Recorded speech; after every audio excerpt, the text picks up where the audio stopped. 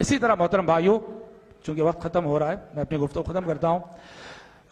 یعنی قبولیت دعا کا ایک سبب یہ بھی ہے کہ انسان دعا کرنے سے پہلے کسی مجبور کی مدد کرے. دیکھو یہ حیرت انگیز سبب، آؤ اور آپ اس کو زندگی میں آزما کر دیکھو. آپ یقین کے ساتھ اس کو آزما کر دیکھو. آپ اپنی کوئی مراد اللہ سے مانگ رہے ہیں، اپنا کوئی مسئلہ رب العالمین کے آگے رکھ رہے ہیں، آپ کی کوئی دعا ہے جس کے شرف قبولیت کی جستجو میں آپ لگے ہوئے ہیں، آپ پہلے کسی مجبور کی مدد کرو اور مجبور کی مدد کر کے مانگو اور دیکھو دعائیں کیسے قبول ہوتی ہیں. سورۃ القصص پڑھو آپ. سورۃ القصص میں اللہ تعالیٰ اپنے جلیل القدر پیغمبر موسیٰ علیہ السلام کا واقعہ ذکر کرتا ہے کہ موسیٰ علیہ السلام جو ہے مصر سے نکلے. کیسے نکلے؟ جان کا خطرہ تھا. فرعون تلاش کر رہا تھا موسیٰ علیہ السلام کو قتل کرنے کے لیے. موسیٰ علیہ السلام کسی طرح سے جان بچا کر مصر سے نکلے. مصر سے نکل کے موسیٰ علیہ السلام مدین پہنچے. مدین نیا شہر، نئی بستی، نئی جگہ. موسیٰ علیہ السلام کسی کو نہیں جانتے اور نہ ہی مدین کا کوئی شخص موسیٰ علیہ السلام کو جانتا ہے. اب موسیٰ علیہ السلام کو یہاں پناہ گاہ کی ضرورت ہے، کھلانے والے کی ضرورت ہے، پلانے والے کی ضرورت ہے. آج کی طرح سے اس زمانے میں ہوٹلوں کا کلچر تو نہیں تھا کہ کسی ہوٹل میں گئے کھا لیے. گھر میں گھر والا اگر نہیں کھلائے گا تو انسان بھوکا رہے گا، مسافر بھوکا رہے گا. مدین پہنچ کے موسیٰ علیہ السلام پریشان رہے، ٹھکانے کی تلاش ہے. کوئی مدین والوں میں سے انہیں پہچاننے والا نہیں اور یہ کسی کو نہیں پہچان دے. قرآن کیا کہتا ہے؟ اب ظاہر بات ہے ہر مسئلے کا حل دعا ہے. موسیٰ علیہ السلام جانے کے ساتھ فوراً دعا نہیں کرے، جانے کے ساتھ فوراً دعا نہیں کرے، ڈائریکٹ دعا نہیں کی موسیٰ علیہ السلام. قرآن کہتا ہے کہ مدین کے حالات کا جائزہ لے رہے تھے کہ اللہ تعالیٰ میری مشکل کا حل کہاں سے نکالے گا.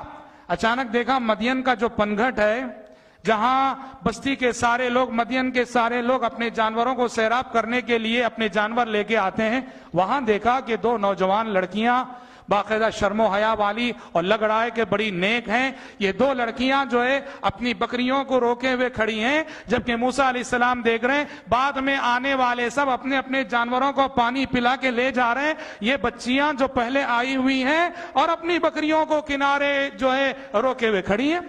موسیٰ علیہ السلام نے ان دو بچیوں کی مجبوری کو جانا، ان دو لڑکیوں کی مجبوری کو پہچانا.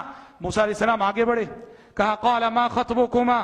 ان دونوں بچیوں سے پوچھا کیا بات ہے، بہت پہلے آئی ہوئی ہو، تمہارے بعد آنے والے اپنے جانوروں کو سیراب کر کے لے جا رہے ہیں اور تم جو ایسے ہی کھڑی ہوئی ہو، جانوروں کو سیراب کیوں نہیں کر رہی ہو؟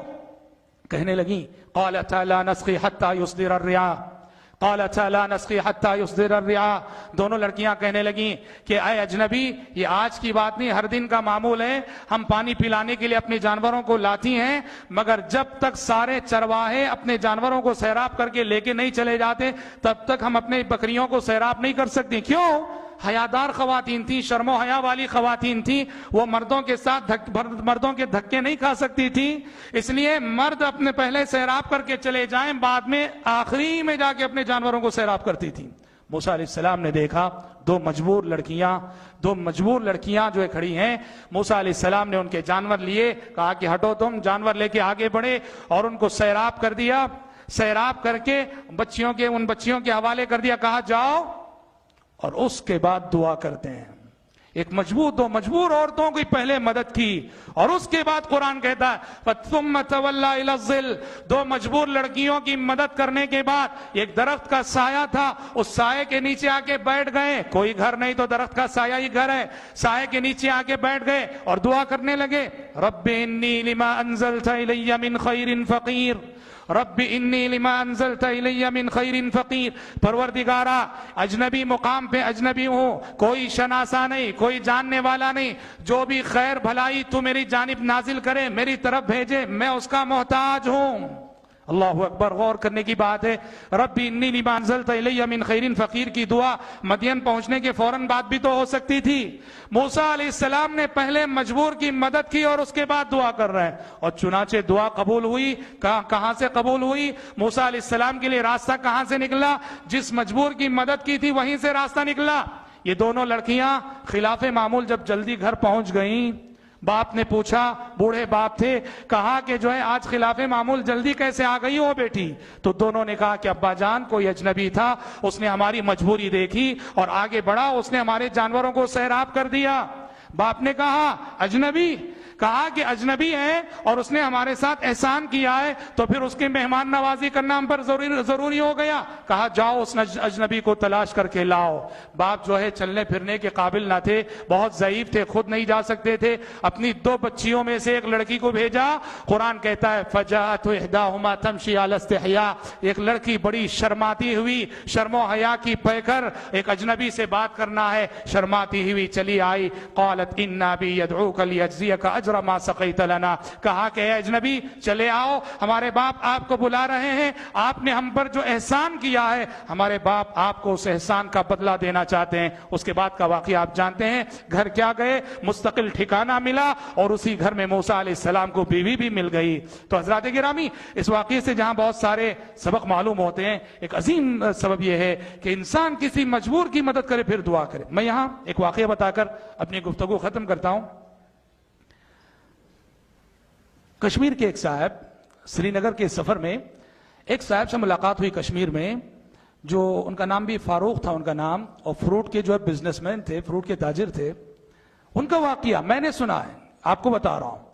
کہنے لگے کہ مجھے جو ہے کینسر کی شکایت ہو گئی, کینسر میں مبتلا ہو گیا, بلڈ کینسر 3rd اسٹیج کا تھا.